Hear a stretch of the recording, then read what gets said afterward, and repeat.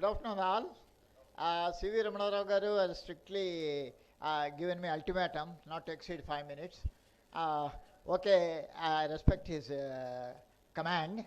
And now coming back, actually, I was very, in one sentence, I was associated with Brahman Company for 4 or 5 years and working as an audit, and my mentor was Satyanarayana garu and C.V. Ramanarao garu. But more than that, Sitaramaya garu and family, and our family, we are family friends for more than 40 years, and Sitaramaya garu was our family auditor also, so that's more association.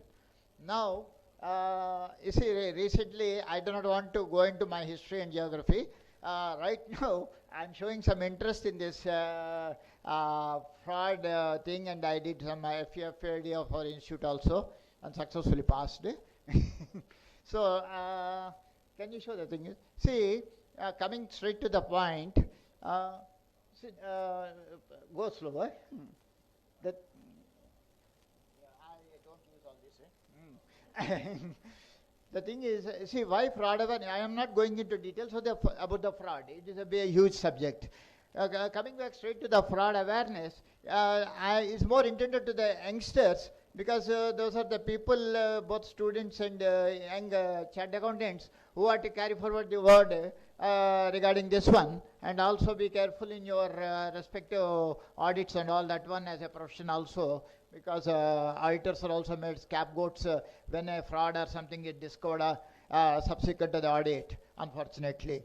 Sometimes, of course, unless otherwise proved, you are not guilty. Now, coming back to the next slide, please. You see, any of you are victim of fraud or a scam? Hello? Huh? That's what I'm saying. 60% of the Indians do not tell about it. Okay? They just remain cool. And next, please. And only 17% of the 40% who venture to report will receive some or part of the money that they lost. So that is the truth about these frauds. Okay? Next, you see, it is always a cat and mouse game. Okay? Pili Elka. Please keep that slide. You know, the Billy is the fraudster, and that fellow is individual to corporate. Ultimately, the cat will eat the rat, but even the cat also gets caught. Like we can see from Harshad Mehta to PNB scam and other things, so many in the last 2 decades. Okay? And so it's always who is smarter than us. Always remember, the fraudster is always one step ahead of us. He is always smarter. Okay? And now, why these frauds occur?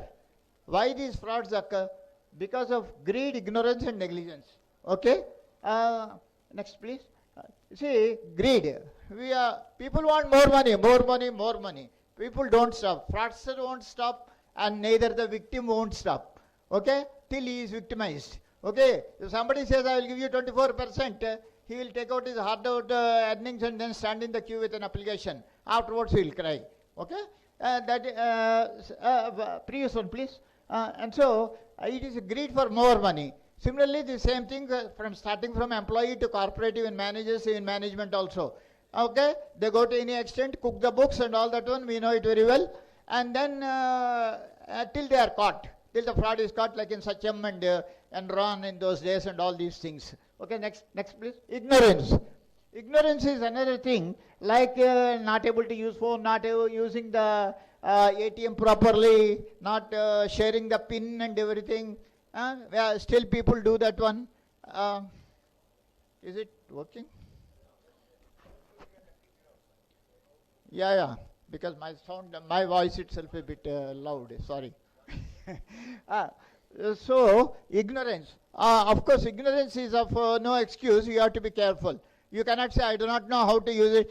Can you just give the card to your next fellow and say, can you use my card and draw 10,000? He will draw 10,000, and afterwards he will scam the thing, and then he will remove the other money. By the time you go home, you get a message. Okay? And so ignorance is of no excuse. Next, please. And negligence. It is negligence from individuals to corporates and employees, and then finally the professionals. See, there's sometimes the corporate frauds and are also happening either due to negligence, but of course most of them are due to hand and glove. Hand and glove. That means joining with the management. Those things will happen, and individuals and all, as I already told you, they are not careful. You get SMS, you get public announcements and all that. People hardly pay any attention to these things and keep on committing their mistakes and losing money, either keeping quiet or than crying. Okay? And then, see, why all these frauds are coming in the first place? Development of technology. See, always it is two-pronged. Okay? Development of technology is both a boon and a bane. Okay? And so frauds, if all of us are using it for a purpose, the fraudsters are using for their purpose. And so naturally, they are also all these social media and all these things. Next slide, please. You see, all these things, all the youngsters, they keep on playing on Instagram, Facebook and all that. As long as they share properly and carefully, not allowing everybody to join the thing or thing. But sometimes they get carried forward. Unnecessarily they poke somebody.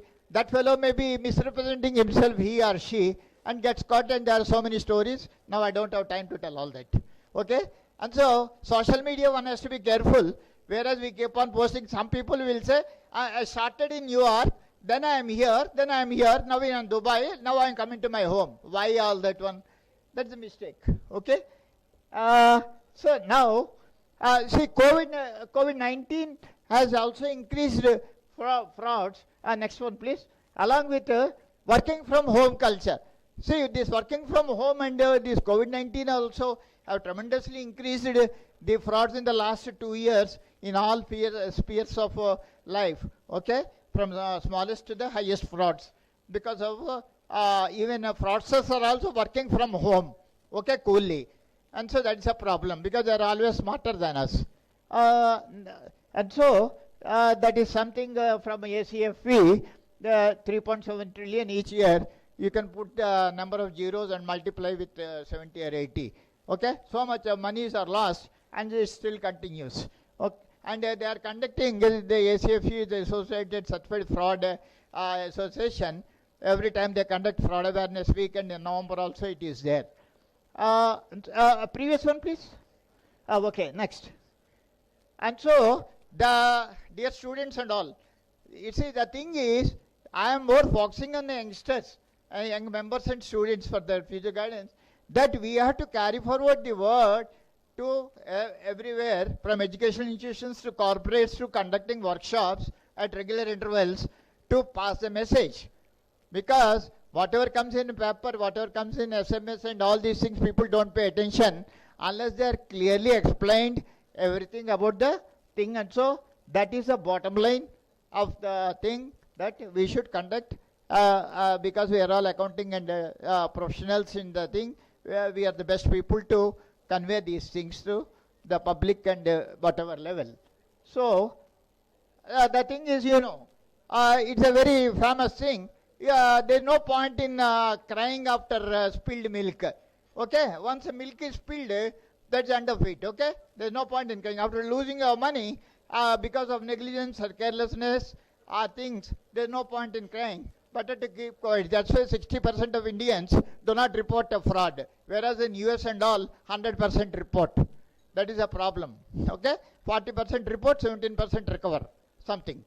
And so that's all.